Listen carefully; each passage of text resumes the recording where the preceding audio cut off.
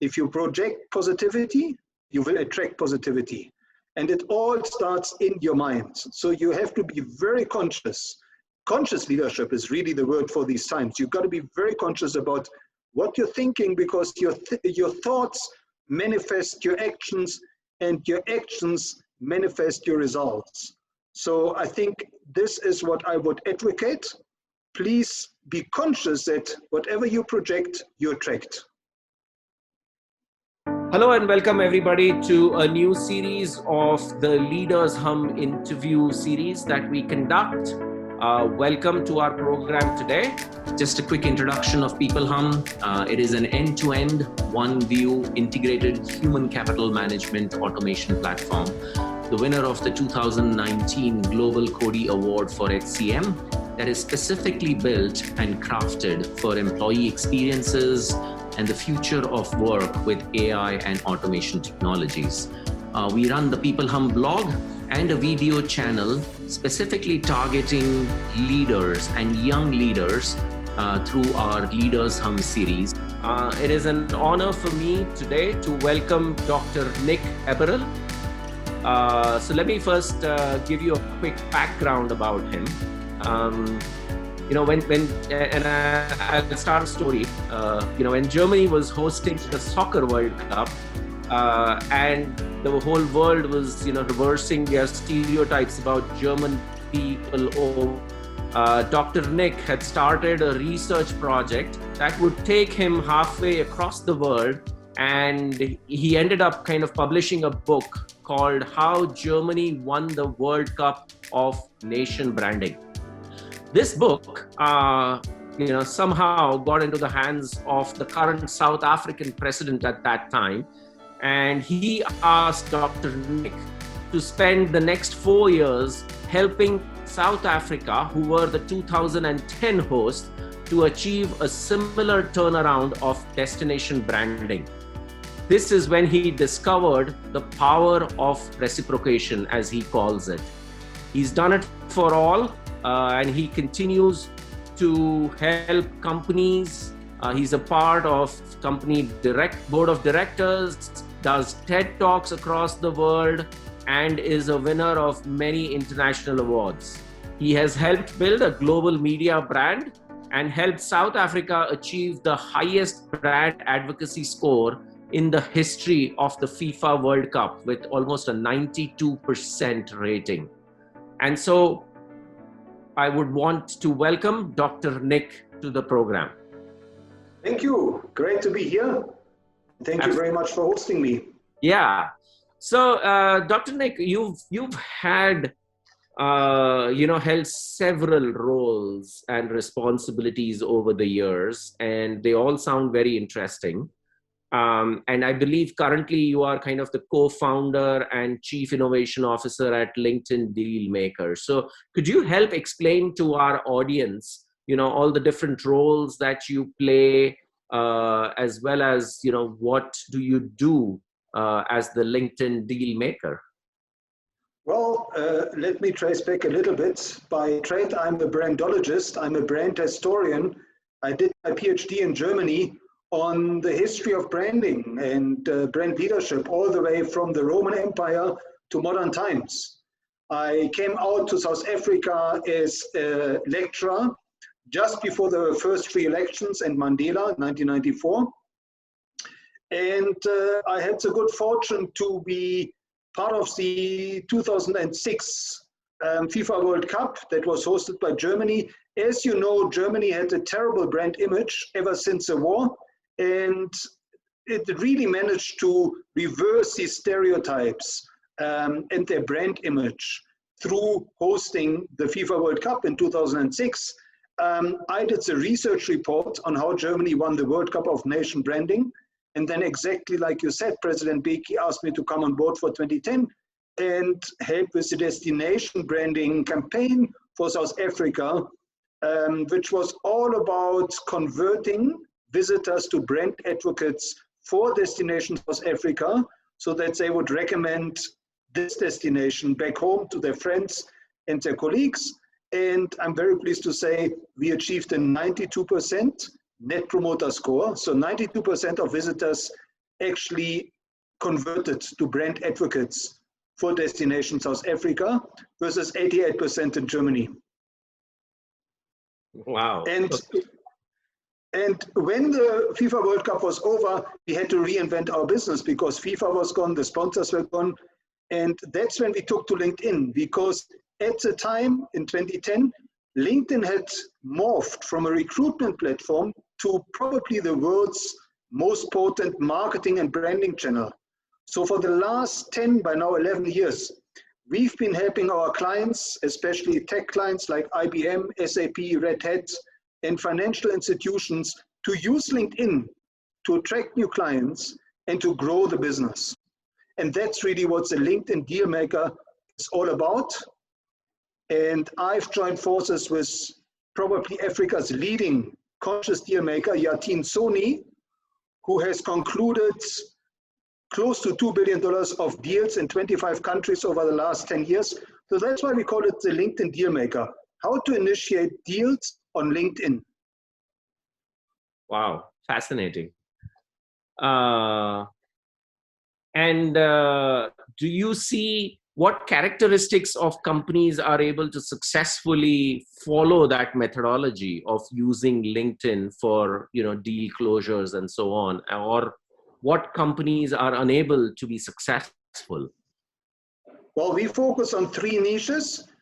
We focus on the tech industry, IT, on the financial services industry, banks, insurance companies, fintech, and then professional services, coaches and consultants.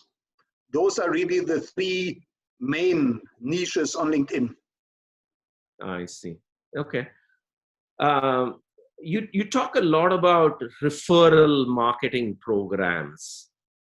Could you elaborate a little bit for our audience as to, why is it that certain organizations are good at it and some are not so good at it? And what are the best tips that you would give organizations to be good at referral marketing? Well, the research has shown that 64% of new business comes from referrals. Yet 79% of companies do not have a referral marketing system in place. And there's a good reason for that, because they don't know how to ask for referrals. When you do work for clients, a client is happy and you ask for a referral, many times it feels like you're extracting value. And businesses don't really know how to do it in such a way that you add value rather than extracting value. And that is really what referral marketing is all about, especially on LinkedIn, because clearly your best salespeople are your clients, especially your happy clients. And if you ask the right way, they will be more than happy to introduce you to their network. And that is actually the easiest and the most effective way to grow your business and to acquire new clients, because as you know, a referral is 4 times more likely to engage with you than a cold client. Especially now that cold calling, cold emailing is extremely ineffective, and it's being outlawed in many legislations like Canada, South Africa, Europe. So you have to build relationships. Right. Absolutely. No, completely agree with you. You also kind of, had this very intriguing story and talk about the social contract of humanity. While doing the introduction, I also talked about the principle of reciprocation. So do you mind sharing some of your thoughts along those ideas with our audience? Yes, certainly. So really, reciprocation in my research is the most fundamental social contract of humanity. Because if I help you to achieve what you want to achieve, you're most likely to return the favor. And in Africa, it's actually Mandela called it Ubuntu. I am because you are. It is all about building relationships and leading with value. Building relationships of mutual value. And leading with value first. So reciprocation really works best if you provide value in a personalized way that is unexpected and you're the first to give. This is how you build up your bank of goodwill that you can then leverage. You can leverage these relationships when the time is right and almost cash in, although cashing in is the wrong word, but people will be most ready to return the favor when you ask them after you have provided value first. And that's really the new currency, in my belief, in this new economy, especially on LinkedIn, where you can no longer just spam people. You have to lead with value, and that means understanding what is valuable to them. And you have to be the first to give. It's a concept Bob Burke, the famous author, calls a go-giver. He advocates that you have to transform yourself from a go-getter to a go-giver. And that's really what I've been practicing now for many, many years. And it's really the key. It's been the key and continues to be the key to our success. I see. Great. I noticed you are also, a founder and the executive chair, and you mentioned, working with the Future Leaders think tank. You've also spoken at many, events across the globe. Would love to hear your views on what do you think are characteristics that define successful leaders who are able to motivate and carry the team along with them? And what advice would you give to new aspiring leaders? Well, that's a very good question. And I've been interviewing 200 global leaders on exactly this question, on the future of leadership. It's a Future Leader Forum. And there are certain insights that are coming out. So first of all, the best leaders are really good at co-creating. Co-creating because people typically support what they create.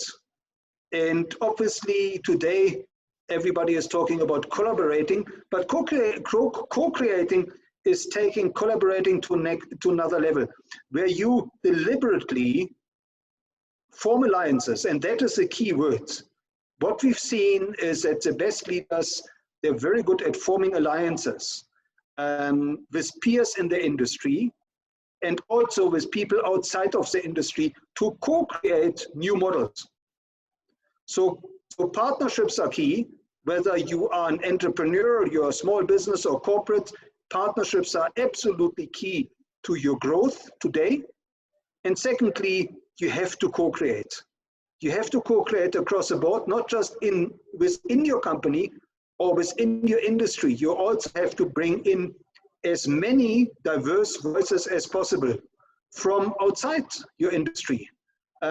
Remember, Steve Jobs reinvented 4 industries. From the music industry to the computer industry to the phone industry, and he did that mainly through collaboration and co-creation. So in my view, this is vitally important, and that is a hallmark of leadership in these times. It's kind of interesting. And has the pandemic, over the last year that the whole world has gone through, shed any additional light in terms of leadership characteristics that you have noticed? Yes, well, we track trends by applying a model we call motivational intelligence. There are 7 triggers that motivate human beings to action. And we've seen a significant shift. So pre-pandemic, there was, and these motivators work in pairs. So the first pair is the need for assurance versus the need for challenge. So pre-COVID, many people were driven more by challenge than assurance. So that's why you had the need for adventure and exploring, whereas now obviously more people are drawn by the need for assurance for their own survival, for the survival of their business, and so on. The second pair is connection and significance. So pre the pandemic, many people were driven by significance. They wanted to be more significant. We had the selfie culture, we had the celebrity cult, the Kardashians and co. Now this has really been diminished, and people are driven more by connection. They want to connect, they want to really connect with other human beings. And the third pillar is, and that's very interesting, especially in business, the third pillar is growth, the need to grow versus the need to contribute. And what we've seen, the shift is pre-pandemic, people are very focused on contributing. Now, because of the recession and other factors, there has been a trend towards growing. People are now really feeling the need to grow personally, spiritually, and to grow their business. These are the shifts we're seeing in the world, and there's a new zeitgeist that is emerging. I see. Very fascinating. That was very insightful, Dr. Nik. I think to end, I just have one final question, which is targeted to, we are still in the throes of the pandemic. We have, still a lot of countries struggling. So what advice would you give the graduating class of 2021 as they start to embark on their career? Well, I think what we've seen now, and it's been validated by by leaders like Elon Musk, is there's been a shift from education, focusing on your education, focusing on your experience, on skills. What now really is making you more successful are your skills, especially the new skills. So you have to ask yourself, what are the new skills in this new economy? Co-creation is definitely one. And then personally, I advocate a quote that goes, what you project, you attract. So I think that is more important today than ever. If you project positivity, you will attract positivity. And it all starts in your mind. So you have to be very conscious. Conscious leadership is really the word for these times. You've got to be very conscious about what you're thinking, because your thoughts manifest your actions, and your actions manifest your results. So I think this is what I would advocate. Please be conscious that whatever you project, you attract.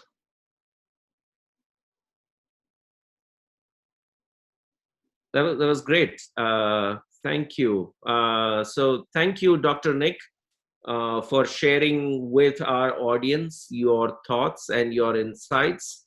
I'm sure a lot of people will find them extremely valuable. So thank you for being with us today. You're welcome. Thank you very much for hosting me. Yeah, absolutely. Thanks a lot.